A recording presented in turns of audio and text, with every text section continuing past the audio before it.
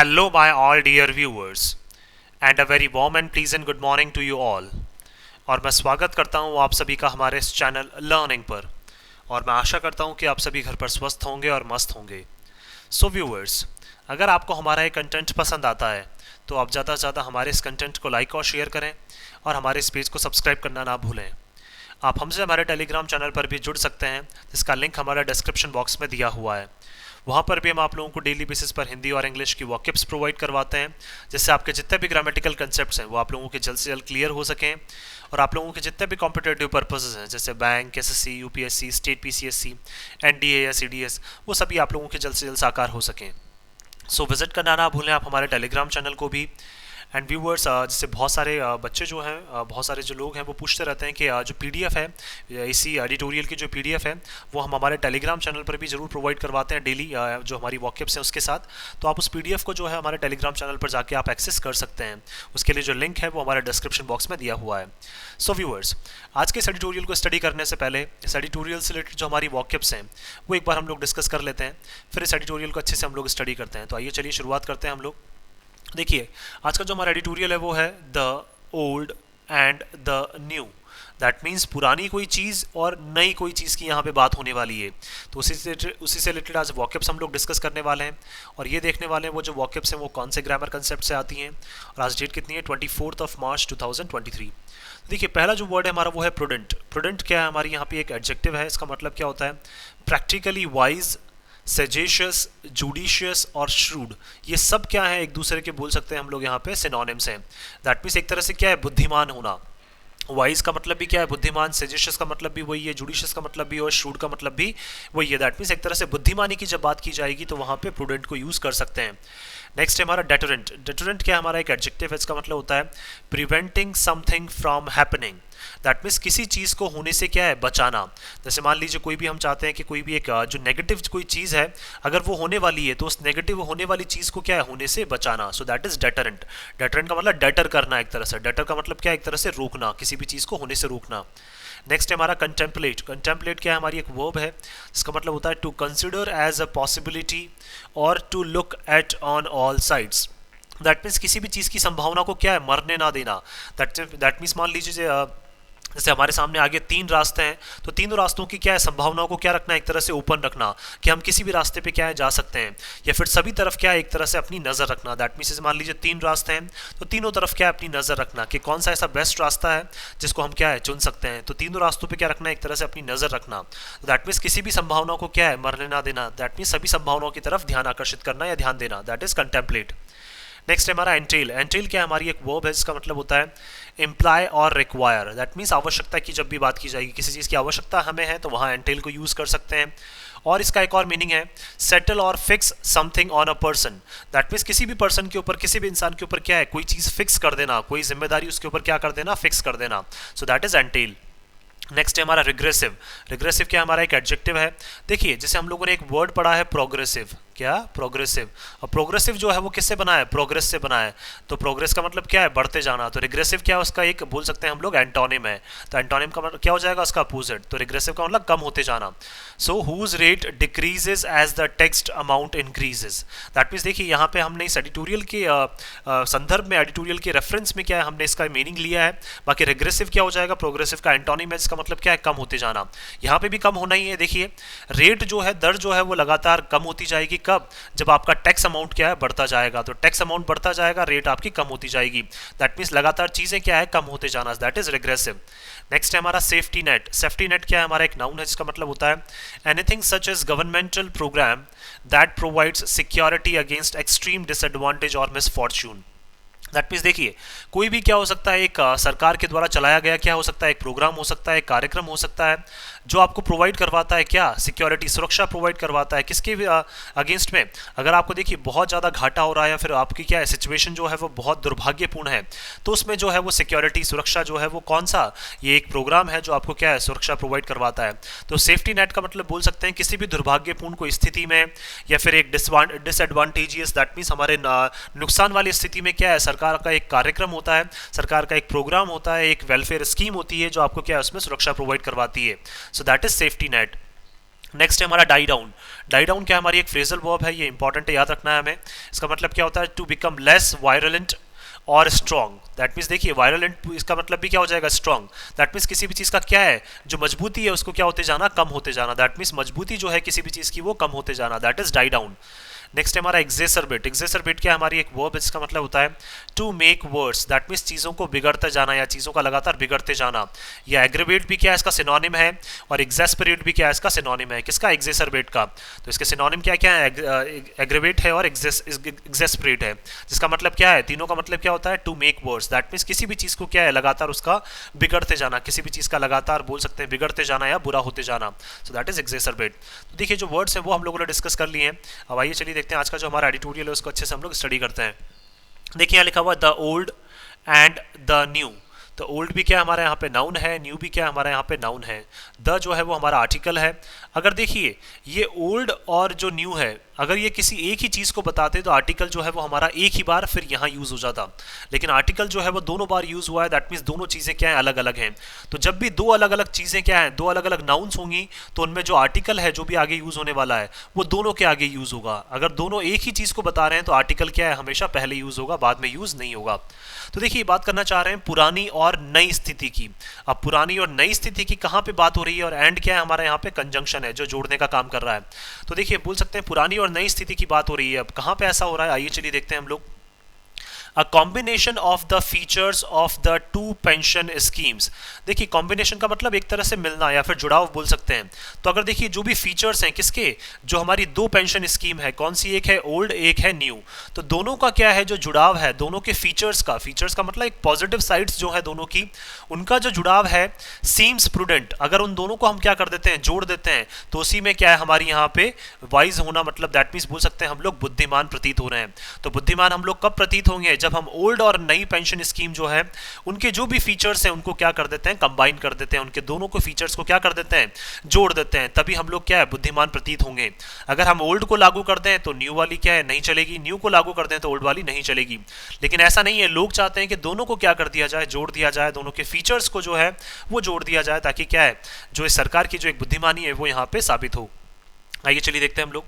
The union finance ministries reiteration. देखिए union finance ministry जो है, फाइनेंस का मतलब जो पैसों से रिलेटेड जो मिनिस्ट्री डील करती है, तो फाइनेंस मिनिस्ट्री जो है यूनियन, रिटरेशन उन्होंने दोबारा से रिपीट किया है, रिटरेशन मतलब रिपीट किया है, बताया है इन द राज्यसभा रिसेंटली। कहाँ पे, राज्यसभा में हाल ही में उन्होंने दोबारा से ये रिपीट किया है ऑफ द लीगल पोजीशन। किसका, जो इनकी वैध जो स्थिति है, किसके ऊपर, जो पेंशन स्कीम है उसके ऊपर जो इन्होंने अपनी वैध स्थिति है वो राज्यसभा में हाल ही में क्या है अपनी वैध स्थिति जो है वो सबके सामने जाहिर की है इन्होंने।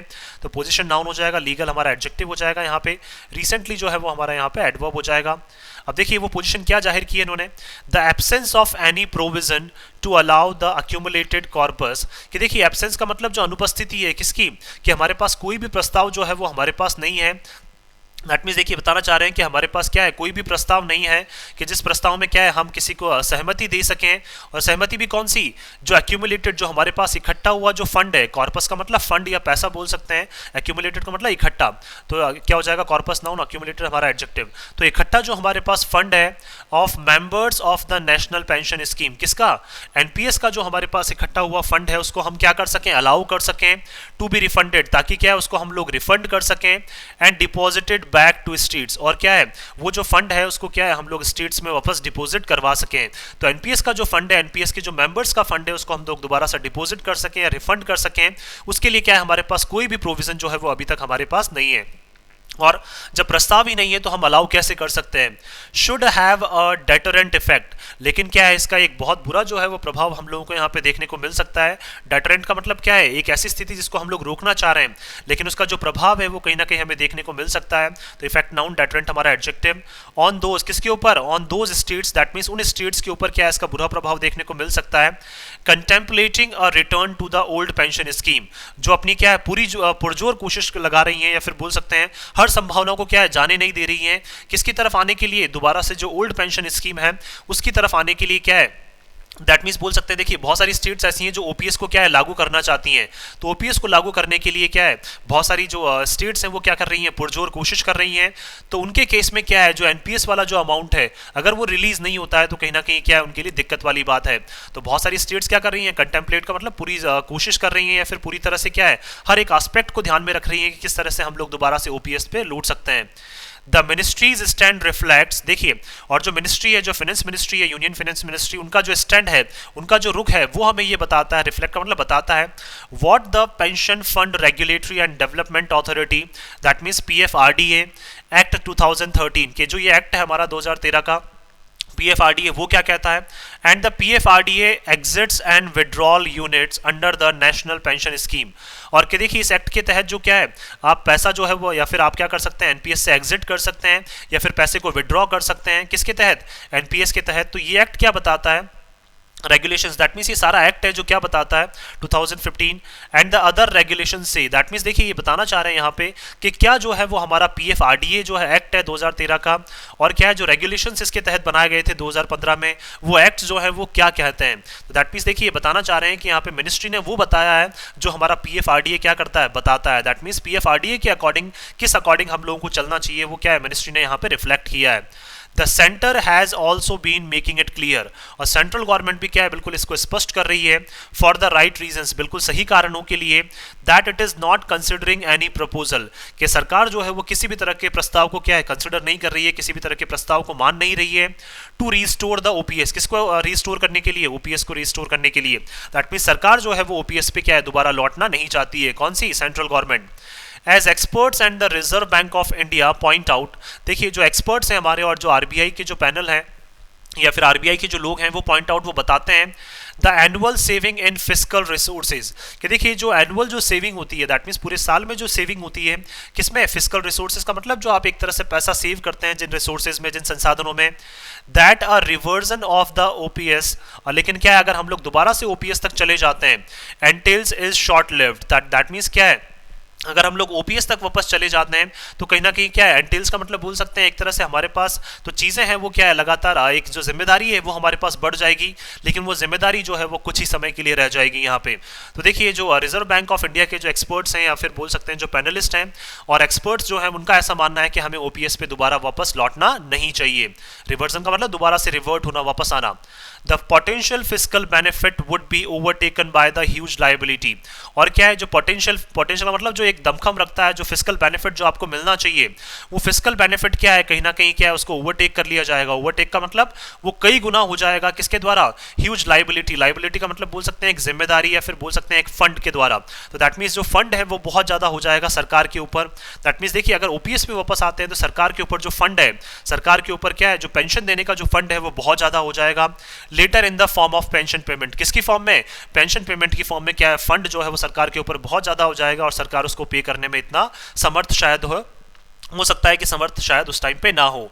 द फॉर्मर आरबीआई गवर्नर, देखिए जो आरबीआई के जो गवर्नर हैं पहले, डी सुब्बा राव, कौन, डी सुब्बा राव जो है वो आरबीआई के जो पहले गवर्नर रह चुके हैं, even called the idea regressive, उन्होंने भी क्या कहा है, इस आइडिया को रिग्रेसिव कहा है। रिग्रेसिव का मतलब कि देखिए ओपीएस की तरफ अगर आप आते हैं तो वो आइडिया क्या है, बिल्कुल भी प्रोग्रेसिव नहीं है, वो आइडिया आपको नीचे ही ले जाएगा।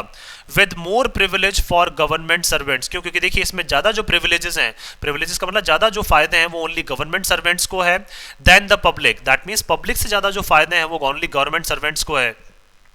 And many of whom have no safety net, और जिसमें से क्या है ज़्यादातर जो लोग हैं उनके पास क्या है कोई भी सामाजिक तौर पर क्या है एक सेफ्टी नेट नहीं है। सेफ्टी नेट का मतलब एक सरकार के द्वारा जो है वो चलाया गया प्रोग्राम नहीं है जिससे उनको क्या है जब वो असुरक्षा फील करें तो उस टाइम पे क्या है उनको सुरक्षा प्रोवाइड की जा सके, तो उनके पास इस तरह का सेफ्टी नेट नहीं है। दैट मीन्स देखिए ये बताना चाह रहे हैं यहाँ पे जो आरबीआई के गवर्नर है उन्होंने ये पॉइंट आउट किया है कि पब्लिक को तो इसमें ज़्यादा फायदा नहीं है, लेकिन ओनली जो गवर्नमेंट सर्वेंट्स हैं उनको ज़्यादा फायदा है। और बहुत सारे ऐसे लोग हैं जिनके पास क्या है सामाजिक तौर पर वो जो सरकार के द्वारा जो चलाई गई स्कीम्स हैं उनका लाभ भी क्या है बहुत सारे लोगों को नहीं मिल पाता है। तो कहीं ना कहीं क्या है पब्लिक को ज़्यादा फायदा नहीं है और ओनली गवर्नमेंट सर्वेंट्स को क्या है इसका बहुत ज़्यादा फायदा है। तो इसलिए क्या है जो आरबीआई के गवर्नर हैं डी सुब्बा राव वो भी क्या कर रहे हैं इसका अपोज कर रहे हैं कि हमें क्या है ओपीएस की तरफ वापस लौटना नहीं चाहिए। हाउएवर फिर भी the issue refuses to die down, लेकिन फिर भी ये मुद्दा जो है वो बार बार मना कर रहा है कि मैं जो मुद्दा है वो क्या है, शांत नहीं होगा। डाई डाउन का मतलब क्या, एक तरह से किसी चीज़ का शांत होना, किसी चीज़ का कमज़ोर पड़ते जाना, लेकिन ये जो मुद्दा है वो कमज़ोर होने का नाम नहीं ले रहा है। एज गवर्नमेंट एम्प्लॉयज़, क्योंकि सरकार के जो एम्प्लॉयज़ हैं, सरकारी जो एम्प्लॉयज़ हैं, और दोज इन गवर्नमेंट, और क्या है, those in government controlled enterprises, that mean enterprises का मतलब कंपनीज, ऑर्गेनाइजेशंस। तो देखिए गवर्नमेंट एम्प्लॉयज़ हो गए या फिर गवर्नमेंट के द्वारा जो कंट्रोल की गई जो कंपनीज हैं, उनके जो एम्प्लॉयज़ हैं, have been fighting for it, वो क्या कर रहे हैं, लगातार इसके लिए फाइट कर रहे हैं कि हम लोगों को क्या है, वापस ओपीएस चाहिए। तो ओपीएस के लिए क्या है, लगातार जो गवर्नमेंट एम्प्लॉयज़ हैं या गवर्नमेंट के द्वारा कंट्रोल किए गए जो एंटरप्राइजेज हैं, उनके जो एम्प्लॉयज़ हैं वो लगातार इसके लिए फाइट कर रहे हैं कि हमें क्या है, वापस ओपीएस चाहिए।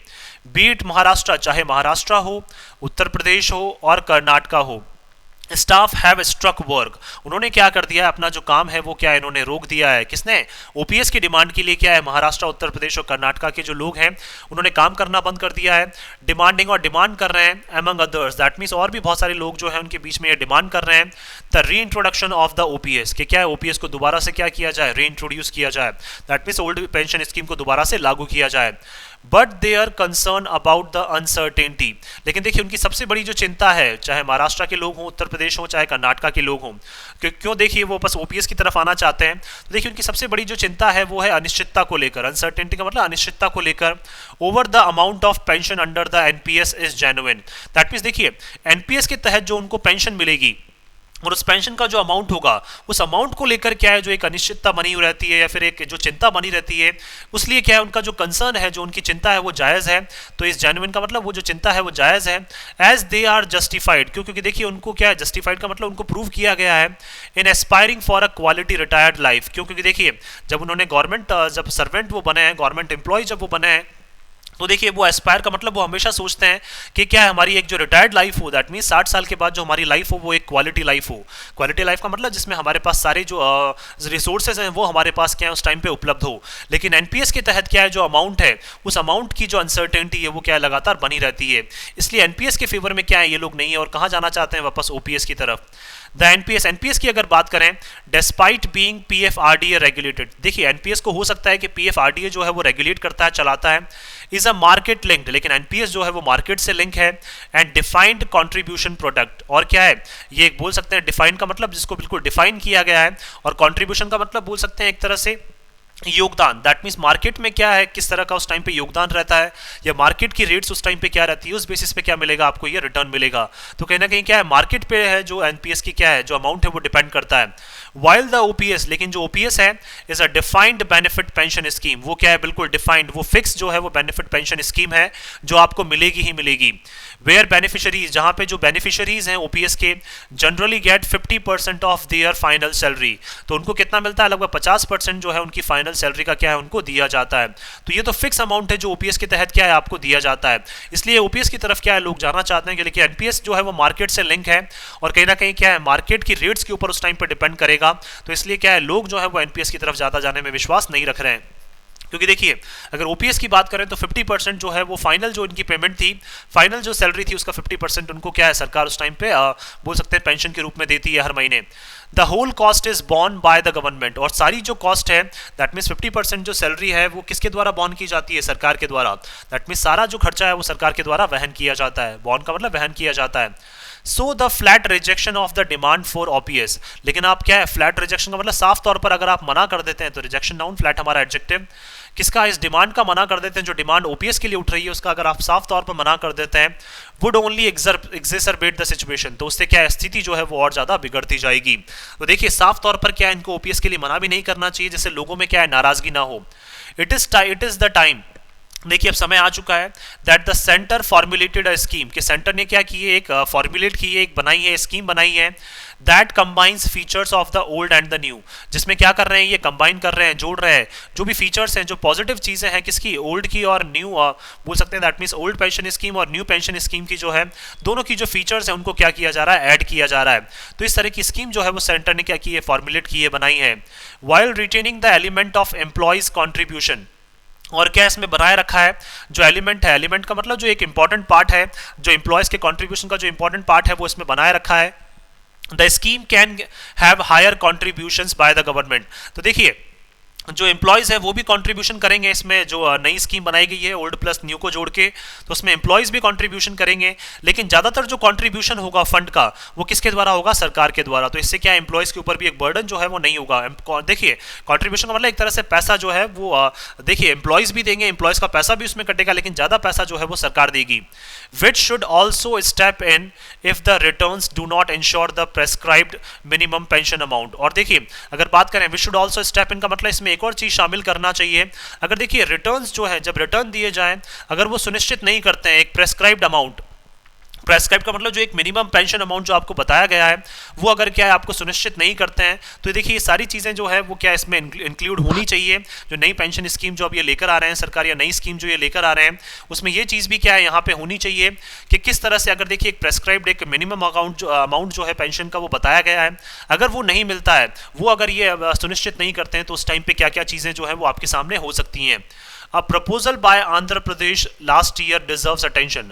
और देखिए इसी संदर्भ में एक प्रपोजल, एक प्रस्ताव जो है वो आंध्र प्रदेश के द्वारा दिया गया था, तो उसको भी क्या आंध्र प्रदेश का जो प्रस्ताव है उसको भी क्या है हम लोग अटेंशन में रख सकते हैं, उसको भी हम लोग ध्यान में रख सकते हैं, उसको भी हमें ध्यान देना चाहिए। पिछले साल जो एक प्रपोजल आंध्र प्रदेश की सरकार के द्वारा किया गया था। Holding on to the contributory character of the NPS. देखिए होल्डिंग ऑन का मतलब, होल्ड ऑन का मतलब रोक देना।